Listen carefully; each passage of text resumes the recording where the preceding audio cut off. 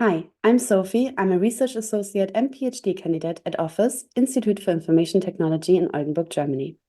I'm very excited to be presenting our work, My Data, My Choice, My Insights, Women's Requirements when Collecting, Interpreting, and Sharing Their Personal Health Data. Also on behalf of my co-authors, Susanna Marie Spoerl, Susanne Boll, and Marion Koelle. HCI research has been instrumental in developing novel technologies for reproductive health and other concerns of marginalized gendered health. These range from women-centered perspectives on menstrual tracking, like in the work Reflexive of Fox et al., or period-positive designs like curious cycles from Voltok et al. There is also work about digital artifacts that support during fertility tracking, like ovum, or during pregnancy, like the memory stone. There's also research that focuses on normalizing experiences, like Boll et al.'s work on reframing menopause. However, all these work concentrate on one specific life phase only. This is a limitation because data generated in one phase can be relevant for a later phase of life or throughout the entire lifetime. Even though the long-term collection of women's health data could offer the potential to support, for instance, the detection of risk factors for post-menstrual osteoporosis or a faster diagnosis of endometriosis, current technologies are not yet designed for long-term use. Device abandonment or emergence of new technologies can hinder lifelong data keeping. In addition, it is crucial that women have full control over their health data because it is highly sensitive and may have political implications. But so far, there's only limited understanding of how women can be empowered to maintain control and make informed decisions based on their lifelong health data. While prior work in HCI has already addressed data needs across different life phases, a holistic investigation of women's requirements for collecting, accessing, and controlling health data across different life phases is still lacking. In this work, we present results from 10 workshops with 28 women of different ages. Our work contributes insights about the needs and worries of self-directed tracking, interpreting, and sharing women's health data. We divided our participants into small groups of up to 4 participants that were of similar ages and life phases. We decided for this group formation to facilitate common topics of conversation and a comfortable atmosphere. We then used the lotus blossom technique during the workshops to guide the participants through a structured brainstorming activity in which they discussed their opinions with self-chosen pseudonyms in 3 rounds. They started to talk about the types of data that are currently or potentially relevant to their women's health. Afterwards, they decided on 3 topics that are personally relevant to them and that they want to discuss further. In the following second round, they discussed how these data are currently collected and why people might opt either for or against collecting such data. Finally, the participants brainstormed about how these data are shared and used currently or might be used in the future. Drawing upon feminist HCI methods, we focused on our participants' individual subjective experiences, applying a data-focused lens, and conducted a reflexive thematic analysis. We identified 6 central themes which ground opportunities and challenges for lifelong self-directed tracking of intimate data, which I will explain in the following slides. Our participants shared instances where data can foster engagement with the self and support them in finding answers to yet unknown or unspoken questions. Julia, who experienced very heavy menstrual bleeding, reports on her experience of being able to make her own decisions about her health by monitoring the amount of menstrual blood. She shared, "Due to the IOD, I experience heavy bleeding. I have been using a menstrual cup for a while to track it. This way, I can gauge how much iron and B12 supplements I needed." She follows a vegan diet, which makes it important for her to track her nutrients. Although all of our participants expressed the need and desire to better understand their bodies, some reported consciously abstaining from collecting too much or any data. They said that self-tracking made them feel under pressure or that existing health tracking technologies would not support them sufficiently with their need.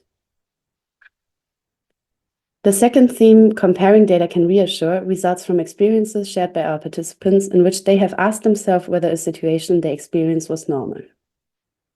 In these situations, comparing their experiences to those of other women provided them with reassurance and helped them, for instance, more than doing online search queries.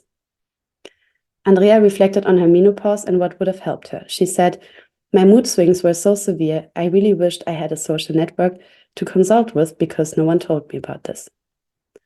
Moreover, the workshop's discussions also highlighted how interaction with trusted ones can act as a driver to seek medical advice. Nell, who was later diagnosed with endometriosis, shared, "Through conversations, I realized that I might have more pain than other friends and even more symptoms than others. So I eventually scheduled an appointment with a gynecologist for that." For us as HCI researchers, this shows that collecting data that can serve to compare experiences can help to categorize and evaluate one's own experiences and provide reassurance. In cases where an experience is not normal, it is important that complaints are taken seriously, but our participants shared various instances where they experienced so-called medical gaslighting. This refers to healthcare professionals dismissing a patient's symptom, which can lead them to doubt their own experiences. Our participants shared that collecting data helped them to prove a symptom. Stina, for instance, said, "I went to the doctor the other day, and luckily I had a photo of the problem. It made me feel more confident and proved that it was really a problem." She also reported that she is not yet satisfied with her OB-GYN and doesn't feel comfortable with her current medical care. Anna added to that by sharing that she feels to be taken seriously when she can bring data and evidence to the doctor and thus contribute to the diagnosis. These instances of our participants highlight how data can provide validation by capturing experiences in real time and in situ, which can support women in gaining more confidence in conversations with doctors, anticipating and counteracting medical gaslighting. Another finding from our workshops is that participants who had established a positive relationship with their healthcare providers were open to delegating data analysis or data storage. Katja shared that in her personal life, she is worried about data ending up with strangers or third parties, but in the medical context, it would be fantastic if everyone had access to all the information. Participants with less positive relationships, however, voiced reservations about the collection of their health data. Also, when engaging with digital technologies, some participants find themselves in a trade-off. For Jasmine, for example, who was diagnosed with PMDD, the benefit of her app outweighs her concerns, which lead her to accept data sharing. She said, "It means that they are probably sharing my data, but I rely on it so much to know when my ovulation and PMS are happening, so I'm willing to accept it." In summary, there's a connection between the level of trust regarding the physician or app and the need for data control. For us as HCI researchers, this means that in order to build this trust, women need to be involved in decision-making based on their data, and that the handling of the data needs to be transparent. Our participants also discussed how they would share their health data not only with medical personnel, but also with trusted people from their personal network. They would share, for instance, their period data for giving their partner insights when they want to get pregnant or for contraception. Maria, who already needed a lot of support from her personal environment due to physical and mental illness, told us, "You should talk to your partner about what contraception you're using, and if it's cyclical, share your cycle with them too." This illustrates how sharing relevant information with others can distribute both the responsibility for navigating through situations as well as the weight of decision-making. Some of our participants were aware of the existing gender imbalances in health research. We observed that our participants' inclination to provide data arose from a desire to actively participate in reshaping narratives around marginalized health. Hannah, for instance, pointed out that there have been enough women in the world. That should be common knowledge by now. She also reported on a health condition where she did not find relief from medical care for a long time, which led her to educate herself. Elaborating on this experience, she further reported that she would gladly donate all data on her cycle and health for research and education, and take whatever you need. The more data we have, the better. This shows that there is an interest of women donating their data to empower themselves, but also others, which can be interpreting as donating data can be a feminist act. Summing up, we discussed that women's health requires a holistic approach to health data that incorporates qualitative aspects alongside quantitative measures, such as period monitoring and activity levels. Current technologies often overlook this holistic perspective, but there is a need for platforms that integrate the multiple aspects of women's health, including mental and physical well-being at different stages of life. We also underlined the importance of acknowledging the diversity of women's health experiences. The notion of a singular normal should be challenged. Women often question the normality of their bodily experiences, which can lead to delayed diagnosis and feelings of insecurity. Emphasizing the validation of individual experiences and providing platforms for open exchange can help women become more confident in their health journey and acknowledge the variability and complexity of what is considered normal at different life stages and experiences.